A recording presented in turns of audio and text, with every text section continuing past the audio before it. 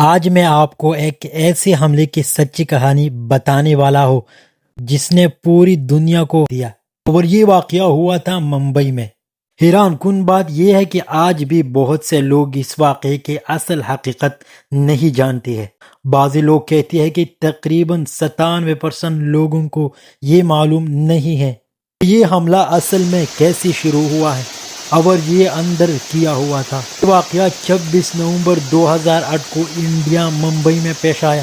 اس حملے میں دہشت گردوں نے شہر کے کئی مقامات کو نشانہ بنایا، جن میں مشہور hotel Taj Mahal plus hotel, trending hotel.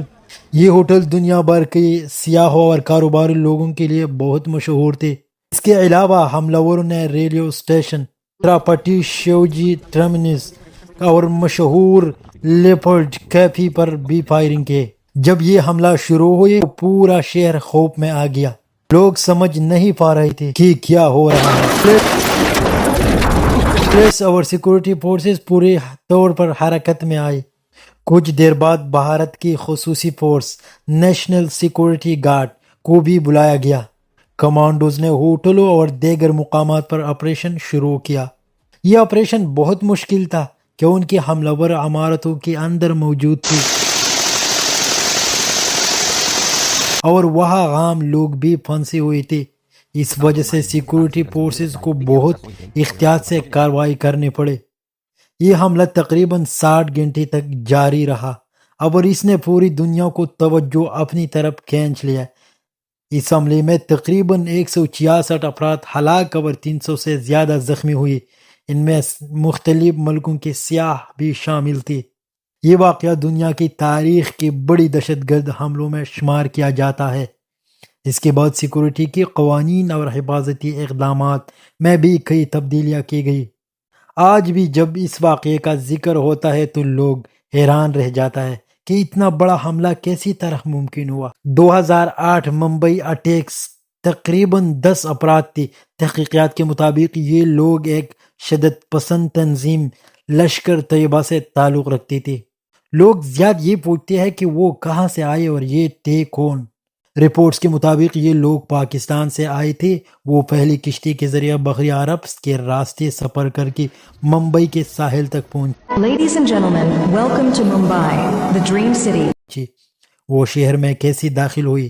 حملہ آور ایک بڑی کشتی سے آئی، پھر انہوں نے ایک چھوٹی کشتی استعمال کی اور رات کے وقت ممبئی کے ساحل پر اتر گئی۔ اس کے بعد وہ مختلف گروپوں میں تقسیم ہو گئی ہے اور شہر کے مختلف مقامات پر حملے شروع کر دیے۔